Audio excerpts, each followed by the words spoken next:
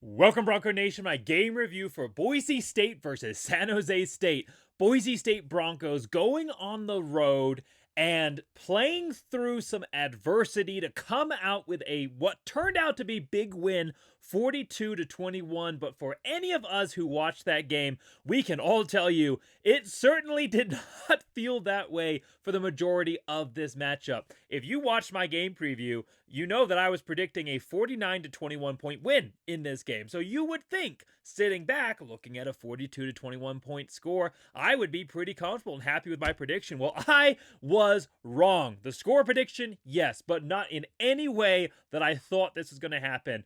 I will admit, anytime on this channel that I make a mistake, when that happens to all analysts, I will admit it. And I definitely was wrong on this game. I thought this was going to be a blowout for Boise State. I thought that they were going to shut down San Jose State pretty much overall in the passing game, and the offense was going to have a very dominant performance.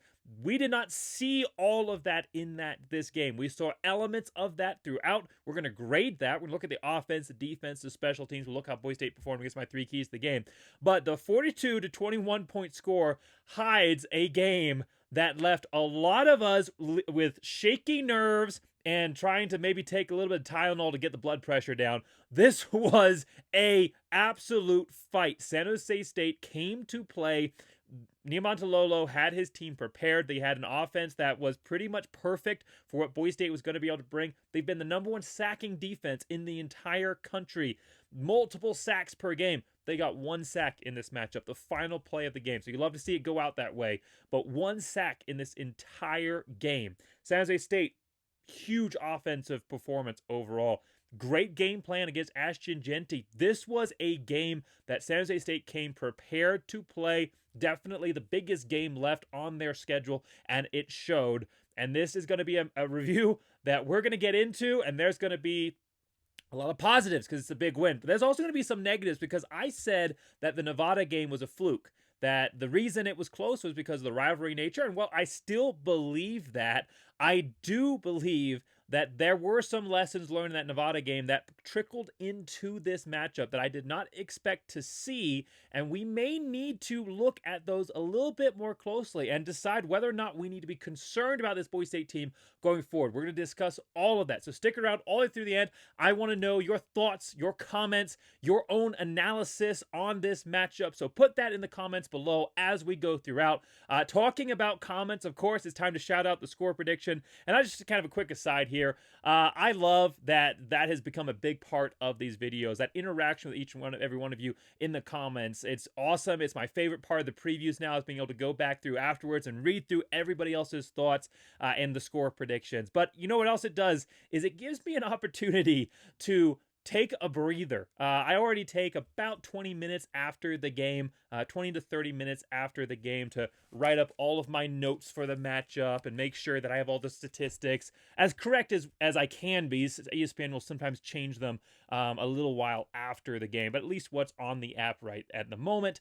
Make sure I have all of my stats in order. But then the score predictions going back through also allows me to kind of recenter myself to what the perspective was on this matchup. And again, kind of let that emotion come down, because I'll tell you what, if I jumped on right after the games, and specifically this game, if I jumped on right after this game and did this review video, it would basically just be me screaming into the camera and laughing hysterically for about a half hour to 45 minutes. So I am still amped up, but I'm a little bit more centered, a little bit more on my analytical side of my brain, and we can get into reviewing this. So quickly for the score prediction here, shout out to Caleb Johnston 2346. I'm going to say there were a lot of people that were very, very close this week. I had to do quite a bit of math, actually, just to figure out who was actually the closest, because there were a lot of people that had like 45-21 and 45-24, and like a lot of score predictions in that range.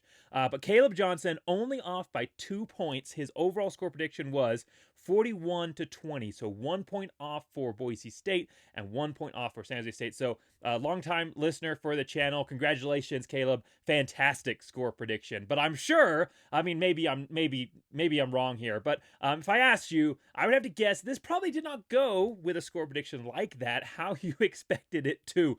This was a game that was tied at halftime. This was a game that Boise State didn't take the lead until the second drive of the half. I mean, at that point, you're already three or four drives into the game, late in the, I believe, third quarter, before Boise State took a lead in this game. And coming into the fourth quarter, it was a game that San Jose State could win. I mean, it was a one-score game there until a flurry of points right at the end, which we will get into. But one thing that definitely stood out, while the game overall was maybe not a dominant performance, as dominant as the score definitely shows, and there were inconsistencies throughout, one player who was consistently dominant in this matchup was Maddux Madsen. Opened up the game, not very strong. Shaky performance. Still feeling a little bit of, one person on Twitter called it the Nevada hangover there first couple of drives. So the first did not look confident. You could see that trust that was shaken, that was shattered a little bit in the Nevada game, where he only completed one pass, well, not one pass, but completed one wide receiver in that game. 3 total targets, a tight end and Louder, running back Ashton Jeanty, and wide receiver in Cam Camper, but that's it, and only one wide receiver. You could see that the confidence wasn't there the first drive. However, while he opened the game 5 of 9 for 45 yards, he finished the game 17 of 21 for 241 yards passing, including 2 touchdowns, a touchdown through the air and a touchdown on the ground. This was the second best performance of Maddux Madsen's career, only after San Jose State. And when you talk about impact overall, this was his most impactful performance in a game where Ashton Jeanty, for the most part, at least until fourth quarter, midway through the third, was not just bottled up, but was stopped. This was the best performance I have seen a team this season, and actually consistently stopping Ashton Jeanty. When you've seen me talk about teams, quote unquote, bottling up Ashton Jeanty, I say you don't really bottle him up, you maybe reduce his performance. But there was a time where he was averaging like 1.4-ish yards, less than 2 yards a carry at one point in this game. San Jose State did a fantastic job in the first half specifically, and into the third, of actually stopping Ashton Jeanty. In the first half, he only had 57 yards rushing. He finished the game with 159 yards overall, 102 in the second half. But this was a game that he was stopped. And so in a game where Ashton Jeanty was pretty much stopped, Maddux Madsen had to step up. He didn't step up versus Nevada for the wide part, except really one great drive there to start the second half. It was a terrible game for him, and he said as much.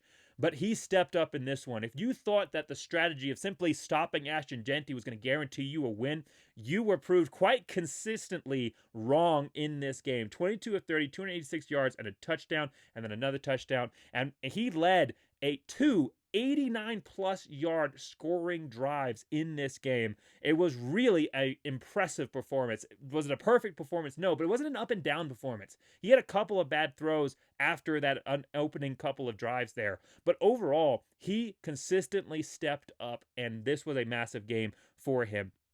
Ashton Jeanty, of course, still having a great game, because second half, you can't stop him for long. He eventually broke free, 102 yards in the second half, finished this game with 3 touchdowns and also 5 yards receiving, so over 160 total yards of offense. But this was a game that, for the most part, San Jose State came out with a great game plan. Unfortunately, Maddux Madsen and the wide receivers were a bit better than the defense than San Jose State presented. You could really see it in that second drive there for Maddux Madsen. A incredible pass after he'd missed a wide open Louder, an underthrow. He had a couple of underthrows in this game. An underthrow that should have been a first down. Looks like they're going to force a second punt there. And second drive, rolls out to his left. So he's rolling away from his dominant throwing arm and throws a perfect throw to the boundary for a first down pass to Austin Bolt, his one reception of the game. Unfortunately, Cam Camper would drop a pass on third down, which would force a attempted fake field goal. We'll get that when we talk about special teams there. But you could see the confidence building, and from that point on, it was over at that point. And Maddux Madsen, drive number 3, he it leads a 92-yard drive. And really, that was Maddux Madsen entirely in that drive. Ashton Jeanty is being stopped in the backfield. 2 defenders in the backfield when he tries to run. Maddux Madsen throws an amazing pass to Caples, a toe drag by Caples, throws it over 3 defenders to get it to where only his guy had a chance of making that catch. Ends up underthrowing Cam Camper on a pass that should have been a touchdown, but it's a great call. It's a play-action pass, roll to the right, and then throw back to the left. We've seen that before. I believe it was Washington State or Utah State, one of those teams. Boise State ran that play quite successfully. And it was a great call. Maddux Madsen a little bit of under the throw, otherwise that would have been a touchdown. But then open field running by Maddux Madsen off the option. Everyone thinks Ashton Jeanty is going to get the ball. Maddux Madsen keeps it. There's a defender right there. He jukes around him and then powers in a little bit of bringing out his inner Ashton Jeanty, the small part that's inside of Maddux Madsen at least, and runs it in for a touchdown. And that was a 92-yard scoring drive on drive number 3 after San Jose State had scored 2 straight drives when Boise State had come up empty twice, including once in the red zone where they could have at least come away with a field goal. Very, very questionable play call to go for that field goal in that situation. It was covered pretty well. It was not blocked very well. Voorhees actually missed his key block that might have given Jonah Dalmas a chance to get outside. I 100% disagree with the play call in those circumstances. When you have failed on your first drive, San Jose State's got some momentum picking up. Just take the shoe full of points. Just take the 3, get within 4 points of San Jose State, build a little bit of momentum, because that was a huge shift. San Jose State comes out the next drive, scores a touchdown. Now you're down 14-0. If not for Maddux Madsen on drive number 3, and that was him pretty much entirely on drive number 3. Almost all the yards came from Maddux Madsen's arms and then his legs. If not for Maddux Madsen in drive number 3, settling down this offense on a 92-yard scoring drive, his 4th 90-plus yard drive of the season. If you count 89 or more, it's his 5th of the season. 4th. I mean, that is incredible. There's not a lot of players in college football that can say that they've led 4 90-plus yard scoring drives, and each and every one of them has come in a key moment. Georgia Southern, after an interception, leads a 90-plus yard scoring drive. Last week versus Nevada, comes out of the second half when all the momentum is in Nevada's court, and he leads a 90-plus yard scoring drive. He did it again in this one, and it changed the momentum of the game. Out ends up drive number 4 after an interception, being able to take it down for a touchdown. Ashton Jeanty, with Gums leading the way, runs it in for the score. And that tied the game at 14-14. But this was not over by a long shot. Boise State had come down, started off the game in a deficit. Again, just like last year, where they opened up with, I believe it was a 28-point deficit to San Jose State. And they managed to find a way to come back. So not quite as big a deficit, but boy, did it feel like that game where Boise State is out of it early and they have to find a way to come back. Now, they were helped out by quite a few mistakes of San Jose State that we will get to when we talk about the defense. But more than that, you can be given all the mistakes in the world. It's up to you to capitalize on them. How many times have we seen even Boise State teams of recent past get that interception, get that fumble, and not be able to turn it into touchdowns, let alone points, but just being able to get it down into the red zone and score? You can be given all of the gifts in the world, but it's up to you on whether or not you're able to capitalize on them. And this Boise State team is showing that they have the hearts of champions because they are battling through adversity and they are taking full advantage of the opportunities given to them.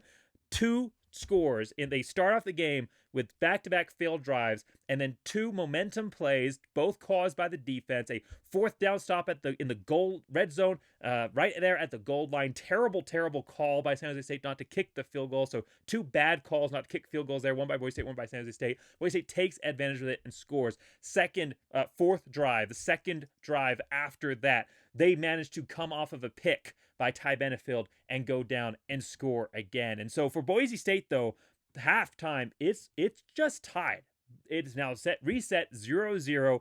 Either team can go down and win this, and San Jose State takes the lead right off the bat. They score on their first drive, and it doesn't look very difficult. Again, we're going to look at the defense here in a second. There's a lot of things we have to talk about with this defense, but it looks pretty easy. You know, Nick Nash, who's been shut down for most of the game, I mean, he only has like 37 yards, somewhere in that range, 3 receptions for 30-ish yards receiving in the first half. he comes down in drive number 1 and just explodes, ends up with a touchdown there in the corner of the end zone. And so Boise State, they're down again. They've done all of this. They've worked through all of this momentum, all this energy. They go to halftime with so much energy and momentum, and immediately San Jose State comes down, sucks all the energy out of the game with that touchdown drive. But again, Boise State wasn't over yet. Now, it almost was. Drive number 1 of the second half. It's a Maddux Madsen tries to scramble out of there, gets sacked. He had 2 sacks in this game, so he's up to 5 sacks overall on the season. I mean, I know, just atrocious numbers in the sacks. Still, obviously incredible there. But 2 sacks in this game. San Jose State was bringing pressure. So again, to do what Maddux Madsen was able to do passing with the pressure he was facing today, and a very intentional effort to come after him, just again shows his awareness and his decision-making abilities that the coaches have called elite, and he's proving it on the field. But drive number 1 there, he's sacked. The drive is over. San Jose State's about to do what they did in the first half, which is score back-to-back scores, get it back to a 14-point lead, and who knows where this game goes from there. But the 12th man of this game, get this guy a uniform, send him an Ashton Jeanty shirt, because he helped further the cause this week. Pollard, the number 1 linebacker for San Jose State, Jordan Pollard, he, coming into this game, he's been the tackling machine, 82 tackles for San Jose State, 25th overall for tackles in the country. He was out the first half because of a targeting call, something I did not mention in my preview. I will admit I did not know that. Thank you to a commenter, to a listener for commenting on that and pointing that out to me. I do apologize for that overlook. But he comes back into the game, and wow, Bronco Nation, send this guy some flowers, send him some cards. Thank him for playing in this game, because he comes down with just a stupid decision. He's been out for a whole half. He's amped up. He wants to get into this game. First drive, they've stopped Maddux Madsen. He comes down and just lays out a linebacker. After the play is well over, his team is walking to the sideline, dancing to the sideline because they've stopped Boise State. He comes, lays out an offensive lineman, late hit on Pollard after the sack again, discounts the sack, and ends up getting Boise State a first down. And then after that, Louder breaks a tackle, pass to Louder in the flat. He breaks a tackle and rumbles in for a touchdown. And now Boise State's tied the game. And the next drive, they would take their first lead of the matchup. So when we talk about this score, not showing what it shows, not actually lead. If you just look at the score and say 42-21, you probably think this was a dominant game if you didn't watch the matchup, if you don't go back and look through the box score. It was not. This was a game that until the second drive, Boise State was tied, if not behind, for the majority of this game. And Boise State takes their first lead of the game. Ashton Jeanty, after a 4th down conversion, don't want to sweep that under the bus. Great catch by Cam Camper, great play call. We've seen that so many times. 4th and 1, everybody in the world thinks Ashton Jeanty's getting that ball. Instead, it's a roll out. Maddux Madsen throws the ball, perfect completion, Cam Camper. But then after that, Ashton Jeanty, who has been bottled up, who even on that first drive was bottled up of the second half. Drive number 2, Ashton Jeanty decides that he's had enough. And he turns on the cheat codes. He goes up into the settings and he takes it off of Heisman mode and goes and puts it on freshman. And he rumbles down the field for a 36-yard touchdown. My wife was watching the game with me. She said, when Ashton Jeanty has these long runs, it almost looks like it's staged, like the other team is helping him out, like they, that's how dominant Ashton Jeanty is, that it just doesn't look real. It looks like it's a staged exhibition match. He rumbles down an outside breaking run. Now I know that, I'll finish my thought and I'll come back to this. So outside breaking run, stiff arms the defender into the dirt. He was not going to be denied and rolls in for a touchdown in his Heisman moment, strikes the Heisman pose, and Boise State takes their first lead. Now, I know a lot of fans are going to be commenting. They've already been commenting on Twitter. They're going to be commenting in the comments here below. Why doesn't Boise State do that every time? Why don't they run the ball outside? That was what Boise State was doing the entire game. That was a run off of left tackle. They must have ran that play at least 7 times before, the left or right tackle. Those are outside runs. Now, they're not a sweep. They're not a they're not a pitch play or something like that, but they are outside runs. They're not inside the tackle, and that's what Ashton Jeanty ran on that play. It was an outside run through left tackle. He'd ran that play several times before, but San Jose State had just ended up blocking it. Now, the reason it looks so different is because when it's blocked well and Ashton Jeanty is able to explode, he ends up angling from the inside to the outside because that's where the space is. Once he gets past that first line of defenders, create as much separation as he can between himself and the safeties in the middle of the field, and then he runs up the left or right sideline into the end zone. It gives this impression of this long outside breaking run, and that's not what that was. And so I do agree that there is a tendency for Boise State to run the ball inside, but we also saw, even that first half, when Boise State tried to run it outside, there just wasn't anything. If anyone's been watching Ball Talk on Bronco Nation News, Mike Sanford has been hammering home this point in pretty much every review and preview, and he did it again in this last one, that the defense is preventing those long outside runs. It's not like Boise State doesn't want to run them. We saw them earlier in the year, but defenses have keyed in. They are keeping that contained, and the only opportunities that he has are those inside. Now, again, in this case, blocked well. It looked like, for whatever reason, and I don't know the schemes, but for whatever reason, it looked like San Jose State expect that ball to go to the right side, and so everyone was shifted over. And after he touched the ball, there was nobody out there until I believe a safety tried to get him down right at the end, and nobody touched him until about 5 yards short of the end zone. And so on that play, he's able to break out and wide, and it looks like this long outside breaking run. But again, if you're actually watching the game, and I encourage everybody to go back through and watch the tape, they're doing that a lot. They are doing a lot of those outside runs right off of the tackle, and San Jose State was just sending linebackers down in the hole, just waiting for him to try and break through the gap, and then they were coming down and they were hitting him. And so it wasn't like this was the first time they'd ran that play. I do want to just kind of discredit that a little bit. I see that quite a bit. What, Dirk Cutter, why do you run the ball inside every time? Well, part of it is that they're not. Part of it is they are running the ball outside. It just doesn't look that way because when he gets stopped at the line, it looks like he was stopped at the line. It's hard to tell that was an outside run when he stopped right there at the line. However, also at the same time, it is a little bit what the defenses are giving. But kind of off the soapbox there. And then after that, it was Boise State's game, 28-21, and they just gradually extended that lead. Drive number 3 ended up missing a field goal, unfortunately. Otherwise, this would have been a lot closer to what my score prediction was. Would have been about 4 points off instead of 7. But then drive number 8, and I want to emphasize this one here. Drive number 8, we've seen this before. When you give Boise State the ball with 8 minutes left on the clock, that is a very dangerous position for you to be as a defense because something changes. You're not stopping Boise State. They were born for those moments. Ashton Jeanty, the takeover, was born for those moments. But more than that, it wasn't just Ashton Jeanty on that last drive. When Boise State took the ball with 8:48 and didn't give it back, and when I say give it back, they scored and kicked off, until 2:23. They ran 6 minutes and 25 seconds off the clock. And honestly, if they'd wanted to, they could have ran more. They just ended up scoring. So they could have held out on the board for longer. They ran 6 minutes and 25 seconds off the clock, very reminiscent of the drive versus UNLV that clinched the game, just as this one clinched it conclusively for Boise State and gave San Jose State no chance, no opportunity to be able to come back in this game. This was a complete team effort, though, versus UNLV. That 8 minute, a lot of this just Ashton Jeanty taking over, and he did take over in this drive. He ran hard on the first carry. Tyler Crow playing hard first down run. A lot of running on this drive.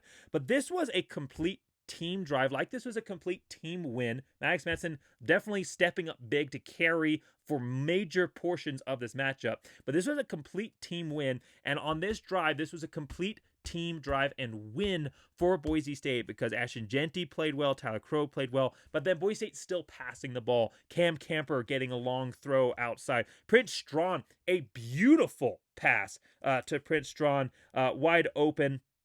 Ends up juking just short, and then a great throw to Wagner. He has been a real step-up player this year. It has been great to see Wagner and what he has been able to do stepping up alongside Matt Lauer. The tight ends overall becoming an emphasis again in this offense. We Boise State fans, we love to see that. We knew Dirk Cutter was going to bring back the tight ends. He's from that era but the tight ends were a huge part of the offense, and it established them as a key fundamental portion of the Boise State offense, but they just haven't been that big of a factor even before Indy Avalos. They were, they were there, but they just weren't the focal point, and it's great to see them back. And Wagner is a big part of that, gets that key first down, and then Ashton Jeanty does what Ashton Jeanty does, powers in for his third touchdown of the game. Back-to-back games with 3 touchdowns there. Another hat trick for Ashton Jeanty. And again, complete team performance there. Ashton Jeanty played well. Tyler Crow, they think that it's just going to be a passing play because Ashton Jeanty's not on the field. Well, again, like I said on Twitter, if you think that Tyler Crow cannot beat you,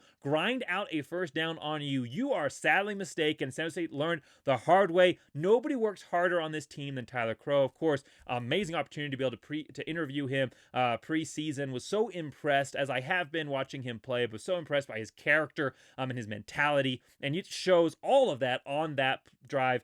Key third down, you hand it to Tyler Crow, he gets you the first down, ends up ending in a touchdown, and it gives you that opportunity to show that dominant score overall when this really wasn't an overall dominant performance. But hopefully committee members, and they probably weren't because we know how they are, in this case, them hopefully not watching the game might actually help Boise State, because when you look at 42-21, you say, okay, that was dominant.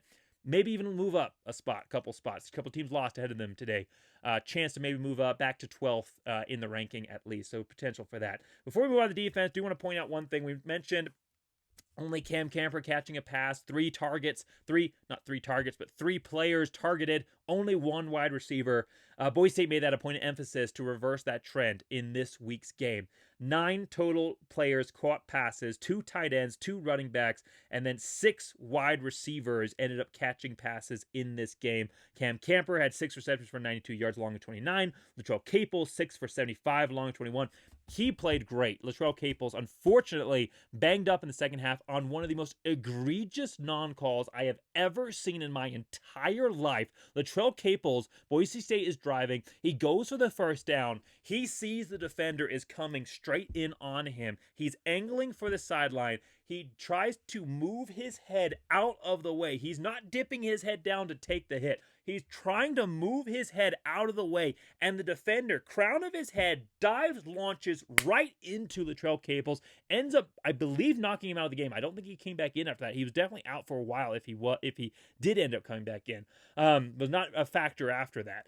One of the most you could use that call to teach young referees how to call targeting. Textbook, absolutely textbook, and it was not called. Egregious, beyond egregious. The refereeing in this game was atrocious. We're going to talk about a play here on defense that was atrocious, but that decision, that goes from just the referees on the field up to the replay booth. The fact that the replay booth looked at that, they went into, it was a timeout or end of quarter or something like that. They had plenty of time to take a look at that call and make the right call and kick that player out of the game for a very dangerous play that could have very much, crown of the head, right to the side of Cam Camper's head while he is running full force downfield. That could have been a career-ending injury, and it was not called. It is the most egregious non-call I have ever seen in my life, and if this crew is not held personally accountable, if the Mountain West does not personally apologize to Latrell Caples and Boise State for this massive breach of justice, it will completely invalidate the Mountain West refereeing system, which already is hanging by a thread when it comes to any kind of respect in the National League. The absolute worst referees in the entire country, and it was proved again tonight by that play call and several calls throughout this game. Didn't end up impacting the game. Boise State won. Latrell Caples will be back. But that was absolutely horrendous, and the Mountain West better investigate that play. All right. Terrible play call. I was very, very angry, as you can tell, by that terrible non-call. But Latrell Caples, great game for him, 6 of 75. Prince Strong, wide receiver, 2 receptions for 37 yards along of 26. Louder, another huge game for him, 3 for 33.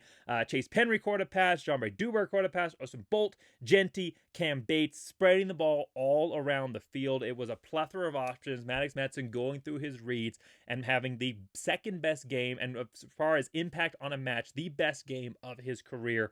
Hope Boise State fans were watching, because they were definitely watching last week when he did not play so well, when they discredited his entire season coming into that game and said, well, that's Maddux Madsen. He should be benched. It should be, we should get him out of the game. Malachi Nelson in. This proves he's a terrible quarterback. Well, if that was your perspective, I hope that you were watching this game, and I hope that you saw the performance we saw on the field today, because Maddux Madsen won this game for Boise State. No question about it.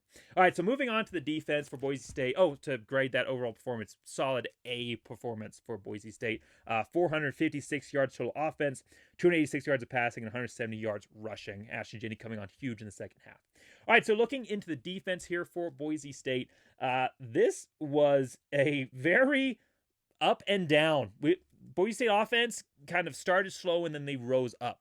Boise State defense, this was a roller coaster. This was a roller coaster with no safety rails on. It's hanging off of the track as it goes around the curves. You're wondering whether or not the whole system is going to come collapsing down. This was a very, at times, bad game defensively. And at other times, this was a game that had you standing in your seat cheering at the play that you just saw. Boise State gave up 483 yards, almost 500 yards of offense. When you talk about defensive letdowns, this was similar in many aspects, especially statistically, to Georgia Southern in total yards, at least 483 yards of total offense given up, 446 yards passing, almost 300 of that coming in the second half, and then 37 yards rushing. Definitely one-dimensional, which San Jose State has been pretty much all season. We knew that coming to this game. But almost 500 yards of offense. However, different from the Georgia Southern game, and a credit to this defense, 21 points. 21 points overall. And the reason that you give up almost 500 yards of offense and only 21 points is because of a fourth down stop in the red zone, an interception right before the end of the half that allows your team to go down and score, a forced fumble, not just a self-inflicted error, a forced fumble, and then a fumble that was a self-inflicted error in recovery, and then a pick six to not end the game, but to end any hope of San Jose State having a chance to even come back in this game. That is what led Boise State to this win defensively. Maddux Madsen carrying this team offensively, defensively for Boise State. This was not a good game. This was a game that you gave up 483 yards of total offense, almost all of that through the air, could not stop the back shoulder pass. San Jose State identified a weakness, and it's not like it's rocket science. Everybody knows that the deep ball is Boise State's, I'm not going to say kryptonite, but its primary weakness defensively. Everybody knows that's the area that if you want to exploit something, that's the area you're going to go after. San Jose State's got a quarterback. Some of these teams that Boise State has played, especially Nevada, they don't have a quarterback with the arm or a wide receiver of Nick Nash. I mean, no team in the Mountain West has a wide receiver of Nash's capabilities. So this was a San Jose State team that had the ability and also identified the weakness, and they went after it. San Jose State was throwing deep. It seemed like every other play. Now, it clearly wasn't. There was a lot of in-between short passes there as well, but they went deep on Boise State more than any other team has this season, more than Oregon went down on Boise State. This was a team that was clearly looking to exploit a weakness, and I'll tell you what, Boise State could not stop the back shoulder throw. Every time, almost every time, I don't want to make a universal statement because there were a couple of stops, but almost every time they threw a 20-plus yard back shoulder pass, it was caught. And it wasn't just Nash. It wasn't just Nash going out and having a career day. In fact, he wasn't even the leading receiver in this game. The leading receiver in this game was Lockhart, who coming into this match was playing well, but he only had 37 yards receiving. 37 catches. 38 catches coming into this game. He wasn't a primary weapon. He was a supplemental weapon. Lockhart in this game had 10 receptions for 172 yards. Nash, 9 receptions for 126, definitely reverting from the second half. Shut down the first half, playing well in the second half, similar to Ashton Jeanty and that element there. But it wasn't just like it was Nash. It wasn't just like it was against the number one wide receiver in the Mountain West. Lockhart had his opportunities. Other players that I don't know their names, and that's a problem because they haven't been huge contributors this season for San Jose State, were having their opportunities, their deep ball opportunities versus Boise State. Nearly every time they threw that back shoulder pass, it was completed. We talk about trend items, things that we need to look at as a potential problem going forward, things that maybe were not a fluke from last week. The defense for Boise State, their overall poor performance last week trickling into this game, many more big moments to step up on, but an overall somewhat shaky performance from last week trickling into this game. That is something that I thought was a fluke versus Nevada, because I thought Boise State secondary had fixed a lot of its issues. It's turning out that was maybe not a fluke. This was something that Boise State struggled early in the season, seemed like they had addressed, but clearly there's some issues here. Now, a big part of that, obviously, is the absence of Alexander Tubner. He's your field general. He's your green dot. He's your quarterback in the defense. When you lose your leader, you're going to play differently. In addition to just the individual play level that he brings to the table. Now, I'm hoping that he's going to be able to come back. There are indications that he will be able to return at some point this season, that it is not career ending. But he's out for now. And Boise State still got 2 games left here in the regular season before the Mountain West Championship game. And this Boise State secondary doesn't look the same without him back there. It definitely is a different team. They are not playing, they're not playing to the same level of team defense, staying on the same page together, and it's definitely showing his weakness. So I think if you're going to identify an issue, reason maybe of a regression, and I thought we had seen some solid Boise State defense stepping up in the key moments, stepping up overall, Hawaii, UNLV, San Diego State. A reason we may have seen that regression is the absence of Alexander Tubner. So I'm not saying that it's just out of the blue, why did this happen?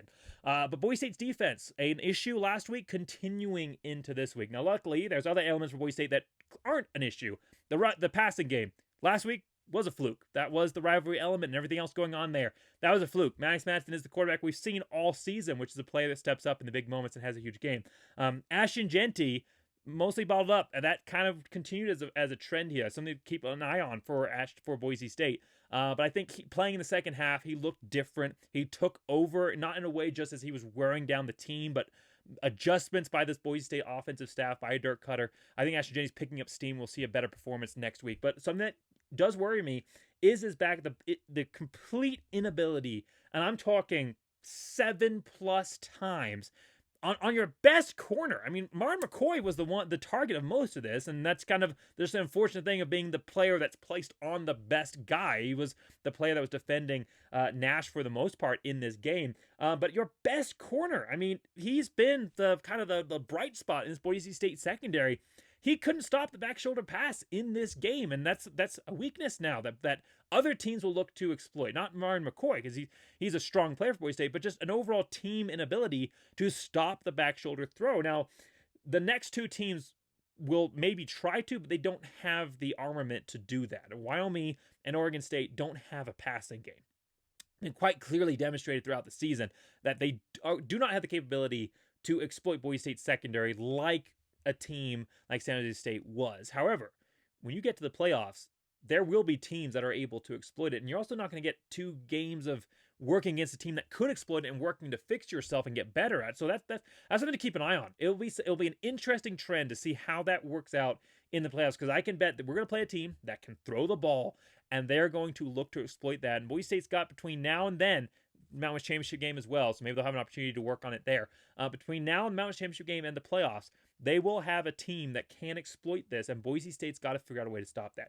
The other trend item on here for Boise State was an inability to stop the quarterback, and a propensity by the offense to beat the blitz. That has been Boise State's best friend this entire season. They've been the #1 sack team in the country until the last couple of weeks, and they're like number 2 now. But they've been the #1 sacking defense. The front 7 for Boise State has risen up, and as many people have pointed out, and I think that I have not been unfair in mentioning this as well, the defensive line for Boise State and their ability to get the quarterback is definitely a reason that the secondary has played well. I think they have shown improvement overall until the last couple of games, but obviously you're not the same secondary without the pressure that Boise State's able to apply up front. San Jose State was able to beat that. Now, I expected that they would. I expected that they would do a better job of beating the blitz than other teams have against Boise State. Coming into this game, San Jose State had only allowed 9 sacks on the season. So I expected somewhere between 1 and 3 sacks. I 2 to 3. I expected 2 to 3 sacks in this game. But I did think that there would be more pressure applied that would shake up the San Jose State passing game. So maybe not actually getting to the quarterback, but getting him off balance and just not having accurate balls thrown downfield. But San Jose State, Niumatalolo, and teams are going to study this. They're going to maybe think about adjusting their entire offensive system, if they can, to exploit this weakness. He beat the blitz. Boise State had 1 sack in this game. 1 sack. Now, Jaden Vernon-Morgan, he was close. JVM was so close so many times. In fact, it seemed like every single time that Eget got the ball out, that JVM was taking him to the ground. So incredible job amongst the pressure to have the game that Eget did. 35 of 50, 446 yards, 3 touchdowns, 2 picks, and a fumble. And we'll talk about those other plays here in a moment. And we do want to talk about the positives. We always positives and negatives every video, trying to be as fair and balanced as we can across the board. But JVM did his best. He was in the face. He's had such a huge season stepping up this year across from Maud Hassanin and all the attention that Hassanin draws. JVM has been the beneficiary of that. And, you know, there was a lot of stunts trying to get him at the quarterback, coming around on the inside, and he was in the face via almost every single throw and just not able to get there. So it wasn't like Boise State wasn't trying. But only 1 sack in this entire game, and it was because of the quick throwing game that spread Boise State offense out, spread option offense, spread and shred, as Niumatalolo terms it. Boise State really didn't have a concrete answer for that attack. Now, we're going to talk about the reason that Boise State was able to answer that. But that comes down to more of an individual effort versus necessarily a defensive scheme.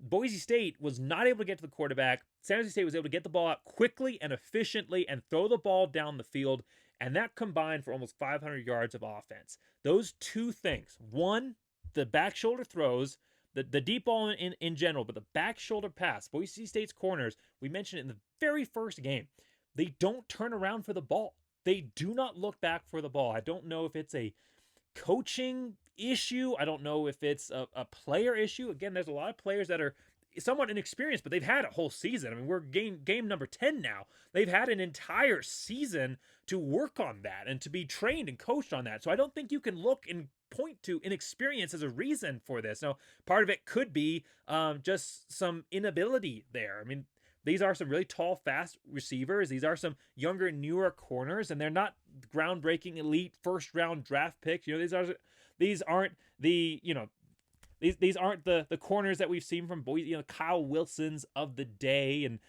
you know, this isn't the John Thompsons and all those. This is or John Johnsons and that level. Like, this isn't the Boise State secondary we're looking at. Is not going to be a whole wealth of the NFL future, NFL talent here across the board. There are some great players I think could work their way into that, but right now Boise State's not looking at a, you know, selection of first, second, third round draft picks in their secondary. And when you're going up against wide receivers like Nash and others who are going to have that potential, and you're not sure of your ability to cover or stop them, the eyes become focused on the wide receiver. You don't want to turn back for the ball because you're afraid of getting beaten. So I think that's part of the issue there. But for whatever reason, it is a weakness. And I think other teams are going to look to exploit that. So that's number one trend that Boise State fans should keep an eye on. The second trend overall is, at least in this game specifically, the inability to get to the quarterback because of the offensive scheme to spread Boise State's defense out. Now, Boise State's defense has been great at making adjustments. Chenander has been, Spencer Danielson, they have been great at making adjustments. We saw it in this game. The blitz wasn't getting home. You fake the blitz. You fade back into coverage when San Jose State is running a screen and you make the tackle on a perfect defensive call. And for the most part, I'm going to say this as well. For the most part, it was not the play calling defensively that was the issue. Boise State had players, 1-2 players there. The play call worked defensively. The players were not able to step up and stop the pass. I mean, again, these back shoulder throws, whether it was McCoy or Banks or Benefield, whoever it was on, the players were there. And McCoy and Banks, unfortunately, several times, both of them out there in their corner positions, definitely the primary targets of this. But really, whoever it was, the players were there. The call worked. It's just that they weren't the players weren't able to make the individual effort necessary to swat that ball away. And again, it will be something that teams look to exploit. However, this wasn't a game of negatives across the board. Boise State held San Jose State to 21 points. And they held San Jose State to 21 points because, while in some elements, a inability from an individual level to make the big play ended up giving San Jose State the yards. The reverse was also true. Individual effort, incredible individual effort by players across the board won this game for Boise State. And it starts drive number three, when San Jose State thinks they have it in the bag. They're going to get Boise State on the trick play. They throw the pass back to the offensive lineman when they're rolling right, and Boise State covers it up perfectly. Now, it turns out that play wouldn't have been legal anyway because the offensive lineman never declared himself tackle eligible to the referee, so that play would have been ineligible. But the fact is that Chinander and this Boise State secondary defense and secondary were ready for that play. And it comes down to drive number 4, where, again, they're going deep on Boise State, but this time Boise State's ready. This time Boise State's ready, and Benefield comes across and gets an interception, his second of the year. And it came on drive number 2 of the second half, where they've scored a touchdown on their first drive. Now, second drive, the Boise State's been able to go down and score a touchdown. They're going to answer. They're going to put themselves back up by a score in a game that, for most part of this matchup, was incredibly close, and that could have been a difference maker. And in fact, they've just converted a 4th down. They're driving. They're on Boise State's side. They might have been in the red zone. They were close. They were inside of Boise State's 40 for sure. And they've just converted a 4th down. And Ty Benefield, who carried the hammer out in this game for a reason, comes down channeling his inner J.L. Skinner and absolutely rocks in a legal way, no targeting, with the shoulder on the ball, rocks the San Jose State quarterback, pops the ball right out.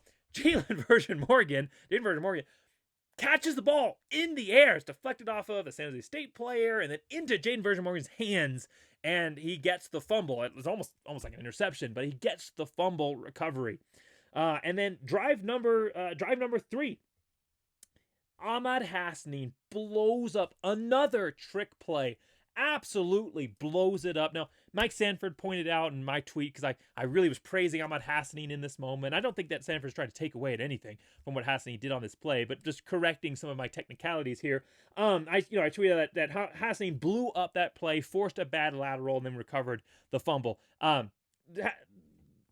Sanford correctly, I think, pointing out that it was just a bad lateral, that Hassanin was coming free on purpose. That's how they ran up the scheme. But whatever the reason was, it's a bad lateral, maybe an unforced error in that sense, but it's a bad lateral. But again, it's not about what you're given. It's about whether you can capitalize opportunities. Boise State's had plenty of games in the past where they were not able to take advantage of the opportunity given to them. Ahmad Hassanin quickly on the ball recovers the fumble. Again, incredible individual effort. Bad play calling by San Jose State. They shot themselves in the foot multiple times in this game. That drive where they should have kicked a field goal, kept that momentum going. Boise State takes the ball instead. It will lead a 90-plus yard, huge momentum-shifting drive that changes the outlook of this game when they should have kicked a field goal instead try to fake a trick play that ends up not working out. And in this case, again, they try another trick play. Boise State ready for it. They blow it up, and they get the ball back, and Boise State's able to go down and score. And then we've already talked about Chinander's ability with a great call to beat the screen. But drive number 5, after, by the way, drive number 3, just to go back here on one point, I do want to point out real quick that Amar McCoy, even though he's been dogged on a little bit in this video because he did have negative plays, he had a huge play to allow the blow up on that lateral coverage. Another kind of back shoulder throw type moment. Eyes back around this time, almost picks the pass, ends up deflecting it. And so make up plays, right? Make up opportunities. They gave up plays. They had a negative play, but that short mindset to keep focusing on the next play and not making up for it, but just going out and being the best version of yourself with no deficiencies from the past drawing you down. McCoy was able to do it, and that led to the next play where Ahmad Hassanin recovers a fumble. But it wasn't just McCoy. Banks, we talked about him already. He's had passes on him that he was not able to go up and get. That first drive, Nash goes down, catches a touchdown on Banks in the corner. Banks is in decent position, but just Nash is too good. He goes up and gets the score. Banks has given up plays, but again, redemption moment. He battles through, intercepts the ball at the 30-yard line, and it's a tough pick. It is a great play by Banks, and he runs it all the way down for the 70-yard pick six, and that's it. At that point, San Jose State has no chance of being able to come back in this game, and that's the closer. McCoy, Banks, both players that at times you could look at and pin a negative play on them that that gave San Jose State an opportunity in this game. Both of those players, when it mattered most, that short mentality coming up with the stop, the huge stop to win this game for Boise State, and a pick six by Banks. It was incredible, bringing it all the way back for the touchdown. This game, just in general, it felt like the 2021 season at times, at least offensively. You give up all these yards, but then you have these pick sixes or these interceptions, these forced fumbles recoveries, not bend but don't break kind of mentality per se, but the big play mentality. You give up some big plays, but then you also make some big plays on your end. It felt like some of that 2021, I'm thinking maybe that 2021 game versus UTEP really stands out in my mind, the one we won on the blue. That's what it felt like at times with this Boise State defense. Great, incredible individual efforts. A couple of players here I want to shout out for sure. Here's McCoy, 11 tackles, 1 pass defended, 0.5 tackles for a loss. That one, he gave up some big plays, but that 1 pass defended was the biggest play that he made in the game. Changed momentum, forced San Jose State to go to a trick play. Boise State beat by trick plays last week versus Nevada, not versus San Jose State. They were ready for it. Forces them to go to that trick play, and it ends up becoming a fumble recovery and then a touchdown for Boise State. And then Oladipo, we haven't really mentioned him throughout this video, but he had an incredible performance in this game. He had multiple stops on the running back. Part of the reason that San Jose State only had 37 yards rushing this game is because of Shea Oladipo. His job down there at the nickel to come down and stop the running back, he performed to perfection. There were multiple times when the running back got past the front line, but Shea Oladipo kept it to a 2-3 yard gain. He also had a tackle for loss, or 2 tackles for loss. But the biggest play of the night for Shea Oladipo to close out the game, a sack. Finally, a sack in the red zone when, this game could have ended up 42-28, and then it would have looked a little bit closer, and you would have given San Jose State that moral victory. But Boise State gets to go out with not just a win, but a dominant win, score-wise, and also a win that they ended the right way with a stop in the red zone, another stop in the red zone when it didn't really matter. They could have given up. They could have allowed them to score and then gone out and kneeled it down to win the game. They could have done that. But the Boise State players' mentality they showed, even though there were deficiencies that other teams may exploit, and Boise State needs to fix them. And you can't let the positives overshadow the fact that there are things you need to learn from, and I know that the coaching staff is not going to let that happen. However, when all of that was going on, the Boise State team and individual players stepped up and won this game, and it showed with Shea Oladipo couldn't have come from a better player who had a bigger impact and played from such a point of emphasis throughout the game, having such an important role. It couldn't have happened to a better player to be able to come and finish the game with that sack. And then just a couple more here, just some players we've already noted already, but Banks finishing with 6 tackles and an interception. And then Ty Benefield, 3 tackles, an interception, and a forced fumble, part of 2 turnovers that both led to scores for Boise State. Huge impact player for this game. Might get to carry the hammer next week. I mean, that hit, which forced the fumble, was hammer-worthy for sure. Now, I think that leads us from defense, special teams, B- performance for the defense. I think that there's a chance he won't carry the hammer because of one player on special teams. So let's talk about special teams real quick. We're already at 52 minutes. Let's talk about special teams real quick and the 3 keys to the game, and then end this video overall. This will be quick to finish up. But special teams for Boise State, not their best performance. Follows up a shaky performance versus Nevada. You talk about trend items, right? The trend, I don't think the offense was as big as a trend. Maybe Ashton Jeanty and the offensive line to a certain extent, though they showed momentum in the second half that gave a different look that I think will be more effective moving forward. Especially Maddux Madsen stepping up and being such a key role in the passing game, forced San Jose State out of a very box-loaded look to address that, and it gave Ashton Jeanty more opportunities. I think other teams will have to take an eye, look at that as well and consider that, and Ashton Jeanty will have more openings to run with. So not so concerned with the offense. Defense, I have concerns. Special teams, after this game, last week didn't have concerns. Rivalry game, fluke, doesn't matter. After this week, and now it justifies and it actually brings what happened last week into the focal point, it actually makes it real. I now do have concerns because you saw some repeat issues from last week. On Boise State, they had we already talked about the fake field goal, so I'm not going to go into that, but they had a fumble. They had a fumble on a kick return. Again, they've had several mishandled plays or fumbles just in general on the kick return. And this could, one of my favorite players, I'm sad I got to say it, but Bates here fumbling the ball after a good return. He had a 33-yard return, had an opportunity to maybe keep going. Could have been a 30-plus long return. It was great. He's an explosive athlete. You want to see him in the return game. I've been calling for him in the return game, called for it in the preseason. But unfortunately, you can't get the opportunities in the returning game if when you get those opportunities, you end up fumbling the ball. And so hopefully he's able to learn from this, and he does get those opportunities in the future, but fumbles the ball. So ball handling and just a little bit of mismanagement there that we saw last week carries forward into this week. Long returns allowed, a couple long returns allowed for Nevada.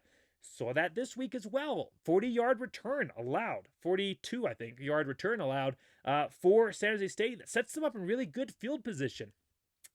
I believe that was the drive that they ended up going down and faking it at the end zone and not being able to come away with points. But Boise State set them up for that with the long kickoff return allowed. Now, most of that was in the first half. Second half for Boise State, much better overall.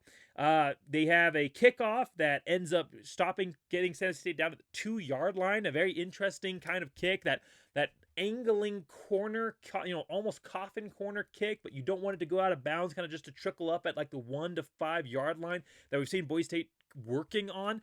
Works this time. Now, I will say part of that was San Jose State error. If the return man had just watched the ball go, it would have gone out of bounds with the way that it was moving. It would have just gone out of bounds and it would have been a foul on Boise State. He tries to pick it up, partially because he can see Boise State players coming down, doesn't know how much time he has. Football does weird things. It's not a basketball. You can't just bounce it. You know where it's going to go, and maybe there's too much friction and it ends up slowing down and stopping right on the sideline. And the Boise State player, so he had to make a decision. But he does touch it, and that's why when it goes out of bounds, it was down to 2. I think that's actually a pretty cool idea if you can get it to work. If you can get it to work, that angling kick forces all the containment to one side and gives you an opportunity for a big play like that if you can keep it from going out of bounds. And then Dylan Riley, the Jet, 37 yards. 37-yard kick return. It wasn't a 100-plus yard kick return like, he had earlier in the season, but it was a good, very, very good kick return by him. Both hands on the ball. Obviously, point of emphasis to maintain the ball security there. Brings back 37 yards.